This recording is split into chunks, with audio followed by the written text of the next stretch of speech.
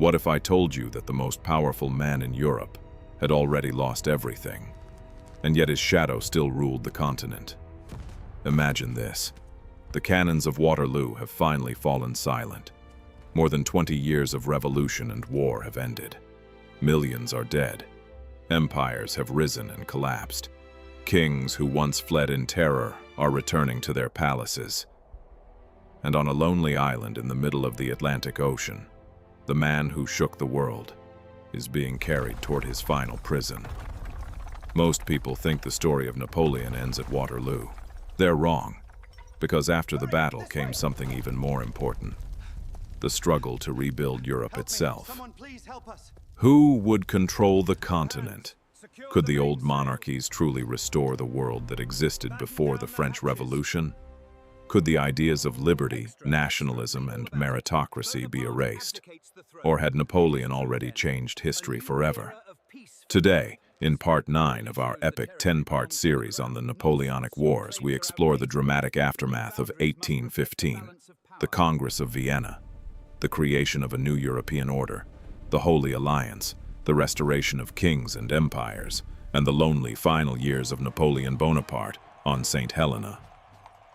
This is not the story of a battlefield. This is the story of how Europe tried to bury a revolution and accidentally created the modern world. So sit back, subscribe if you're enjoying the series, and join me as we travel to the summer of 1815, when the guns finally stopped firing, but the fight for Europe's future had only just begun. July 1815. Europe was celebrating. For the first time in more than 2 decades, the continent was at peace. The French Revolutionary Wars had begun in 1792. The Napoleonic Wars had followed.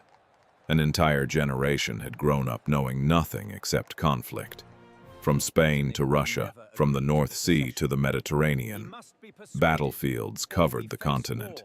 Cities had been occupied. Kingdoms had disappeared. Borders had changed repeatedly. Now, at last, Napoleon had been defeated. On July 8, 1815, King Louis XVIII entered Paris for the second time. The Bourbon monarchy had been restored once again. Royal flags flew above government buildings. Church bells rang throughout the capital. Foreign soldiers occupied parts of France. To many conservatives, it seemed that the nightmare of revolution was finally over. Yet beneath the celebrations lay a difficult question. How could Europe prevent another Napoleon? How could the continent avoid returning to the chaos that had consumed it since 1789? The answer was already taking shape hundreds of kilometers away in Vienna. The Congress of Vienna had officially opened on September 18, 1814. Although Napoleon's dramatic return during the 100 Days briefly interrupted events, the Congress continued its work and formally concluded on June 9, 1815, just days before Waterloo. It was unlike any diplomatic gathering Europe had ever seen. More than 200 delegations attended. Kings, princes, ministers, generals, diplomats, and advisors flooded the Austrian capital. Nearly 100,000 visitors arrived in Vienna during the negotiations. The city became the political center of the world. Balls, concerts, banquets, hunting parties, and theatrical performances filled the social calendar.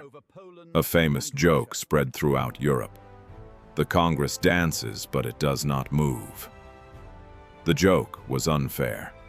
Behind the celebrations, enormous decisions were being made. The future of an entire continent was being negotiated. Several men dominated the proceedings. The most influential was Austrian Foreign Minister Clemens von Metternich. Metternich believed that stability was more important than liberty.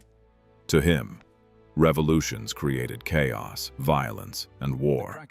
He wanted to preserve monarchy, tradition, and international balance. Representing Britain was Lord Castlereagh. Britain had emerged from the wars stronger than any other European power. Its navy dominated the oceans. Its economy remained powerful. Castlereagh's primary objective was to prevent any single state from dominating Europe again. Russia was represented personally by Tsar Alexander I. Charismatic, intelligent, and deeply religious, Alexander saw himself as both a conqueror and a peacemaker. He hoped to expand Russian influence, particularly in Poland. Prussia sought territorial gains as compensation for its sacrifices during the wars. Its leaders wanted stronger borders and greater influence within Germany. Perhaps the most remarkable diplomat at Vienna was Charles Maurice de Talleyrand. France had lost, Napoleon had fallen. Yet Talleyrand managed to secure a seat among the great powers. Through diplomacy, patience, and political skill, he convinced the victors that France should remain part of the European system, rather than be permanently excluded from it. His achievement was extraordinary. Within months, defeated France was once again participating in decisions about Europe's future. The Congress pursued several major goals. First, restore legitimacy. Ruling dynasties removed by Napoleon would return to their thrones. Second, establish a balance of power. No nation should become strong enough to dominate Europe as France had done. Third, create a framework for cooperation among the great powers. These principles would shape European diplomacy for decades. One of the most difficult questions involved France itself. Many Europeans demanded severe punishment. After all, France had spent years conquering neighboring countries. Yet the victors feared that excessive punishment might create instability and encourage future conflict. The final settlement was relatively moderate. France returned largely to its 1792 frontiers. It was required to pay an indemnity of 700 million francs. Foreign occupation forces would remain temporarily to guarantee compliance. But France was not dismantled. Its territory was not divided among the victors. This outcome owed much to Talleyrand's diplomacy. Elsewhere, the map of Europe was redrawn. The Holy Roman Empire, destroyed by Napoleon in 1806, was not restored. Instead, the German Confederation was created. This loose association included 39 German states. Austria presided over the Confederation, ensuring that no unified German nation-state would emerge immediately. In Italy, Austrian influence became dominant. Lombardy and Venetia came under direct Austrian control. Other regions were governed by restored dynasties. The Kingdom of Sardinia-Piedmont was strengthened to serve as a barrier against future French expansion. The Papal States were restored. The Kingdom of Naples returned to Bourbon rule. To conservative leaders, Italy had been stabilized. To future nationalists, it remained divided. Poland posed another major challenge. For centuries, Poland had been partitioned by neighboring powers. Many Poles hoped Napoleon would restore independence. Those hopes had collapsed with his defeat. Most Polish territories now formed the Kingdom of Poland, often called Congress Poland. Although it possessed a constitution and a degree of autonomy, it remained linked to the Russian crown. Tsar Alexander became its king. Prussia received the Grand Duchy of Posen. Austria retained Galicia. The Polish question remained unresolved. Britain emerged from Vienna with fewer territorial changes in Europe, but enormous global advantages. Its naval supremacy remained unquestioned. It retained Malta and influence over the Ionian Islands. Across the world, British colonial power continued expanding. The wars had transformed Britain into the leading maritime and commercial power on Earth. By 1815, the Royal Navy effectively controlled the seas. The settlement established what historians often call the Concert of Europe. Rather than constantly fighting one another, the great powers would consult and cooperate whenever major crises emerged. This system was designed to preserve peace through balance. For a time, it worked remarkably well. Yet the statesmen of Vienna misunderstood one important reality. They could redraw borders, they could restore kings, they could station armies, but they could not erase ideas. The French Revolution and Napoleon had awakened powerful forces: nationalism, liberalism, constitutional government, merit over birth. These ideas survived despite military defeat. Many Europeans who had lived under Napoleonic rule remembered not only occupation and taxation, but also legal reforms, administrative efficiency, and equality before the law. The old order had returned. The new ideas remained. On September 26, 1815, another important development occurred. Tsar Alexander I, Emperor Francis I of Austria, and King Frederick William III of Prussia signed the Holy Alliance. Officially, the agreement emphasized Christian principles, peace, and mutual cooperation. Its language was deeply religious. Alexander viewed the alliance almost as a moral mission. In practice, however, it became associated with defending monarchy against revolution. Metternich soon transformed it into a tool of conservative politics. Throughout Europe, governments became increasingly concerned about secret societies, revolutionary movements, and liberal reformers. The memory of 1789 haunted every royal court. Conservative leaders feared that another revolution could spread across borders, just as the French Revolution had done. As a result, surveillance increased, censorship expanded, political dissent faced growing pressure. Meanwhile, France experienced its own period of turmoil. The Second Restoration brought a wave of reprisals known as the White Terror. Royalists sought revenge against those associated with the revolution and the empire. Former officials, soldiers, and supporters of Napoleon became targets. One of the most tragic victims was Marshal Michel Ney, once celebrated as the bravest of the brave. Ney had initially pledged loyalty to Louis XVIII before joining Napoleon during the 100 Days. After Waterloo, he was arrested and tried for treason. On December 7, 1815, he was executed by firing squad in Paris.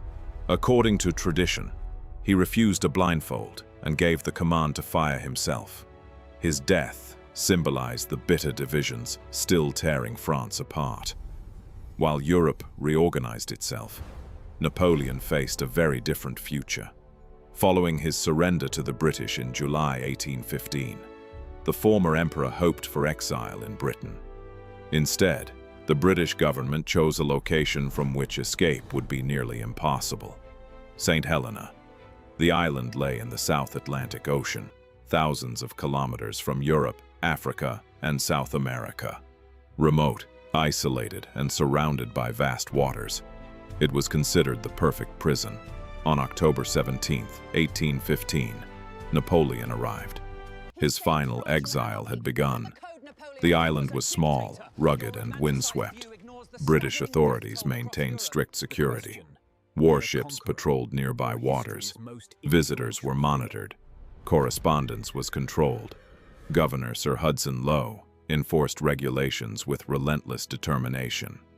Relations between Lowe and Napoleon quickly deteriorated. Each viewed the other with suspicion. Napoleon eventually settled at Longwood House. The residence was far from luxurious. Humidity, poor conditions, and isolation affected daily life. Yet even in exile, Napoleon remained Napoleon. He dictated memoirs.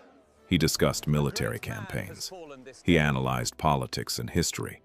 He carefully shaped the story he wanted future generations to remember. Many of these conversations later contributed to the famous memorial of St. Helena. The former emperor understood something important.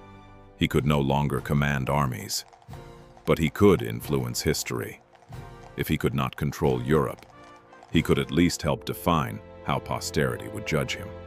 Again and again, he insisted that he had defended the achievements of the revolution and modernized Europe. Whether one agreed or disagreed, the strategy proved remarkably successful. Even before his death, the Napoleonic legend was already beginning to grow. By the end of 1815, Europe appeared stable. Kings sat on their thrones. Borders had been redrawn. The great powers cooperated. The wars were over. Yet beneath the surface, powerful currents were moving. National aspirations remained alive in Germany, Italy, and Poland. Liberal thinkers continued demanding constitutions and political participation. Veterans returned home, carrying memories of a transformed Europe. The peace settlement had ended one era. It had also quietly prepared the foundations for the next. The Napoleonic Wars left staggering human costs. Historians estimate total deaths between 3 and 6 million people, including soldiers and civilians. France alone lost roughly 1.4 million military personnel during the Revolutionary and Napoleonic period. Entire regions suffered economic devastation. Families across Europe mourned the dead. Yet the wars also accelerated profound changes. Modern administration spread across much of the continent. Legal reforms influenced numerous states. The metric system gained wider acceptance. Governments became more centralized and efficient. Military organization evolved dramatically. The relationship between state and citizen changed forever. Most importantly, the idea of the nation had become stronger than ever before. Napoleon had failed to create a lasting empire. But in trying to dominate Europe, he had helped awaken forces that future generations would pursue with even greater determination. Militarily, Napoleon was defeated. Politically, he was overthrown. Yet many of the institutions, laws, and ideas associated with his era survived him. The rulers gathered in Vienna believed they were restoring the past.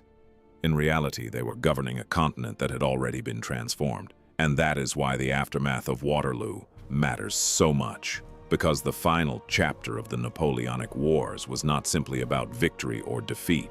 It was about the creation of a new Europe. A Europe balancing between tradition and change, between monarchy and revolution, between stability and nationalism, between the old world and the modern age. And somewhere far away in the South Atlantic, the man who had shaped that transformation watched history continue without him. The emperor was gone. His legacy was not. In the final part 10 of our series, we will explore Napoleon's ultimate legacy, his impact on law, warfare, politics, culture, nationalism, and the modern world. We will answer the question historians have debated for more than 2 centuries. Was Napoleon merely a conqueror? Or was he one of the most influential figures in all of human history? Thank you for joining me on this journey. If you enjoyed this episode, don't forget to like, subscribe, and share your thoughts below. What do you think was the most important consequence of 1815? The new map of Europe, or the fate of Napoleon on St. Helena? Let me know in the comments, and I'll see you in part 10, the conclusion of our epic series on the Napoleonic Wars.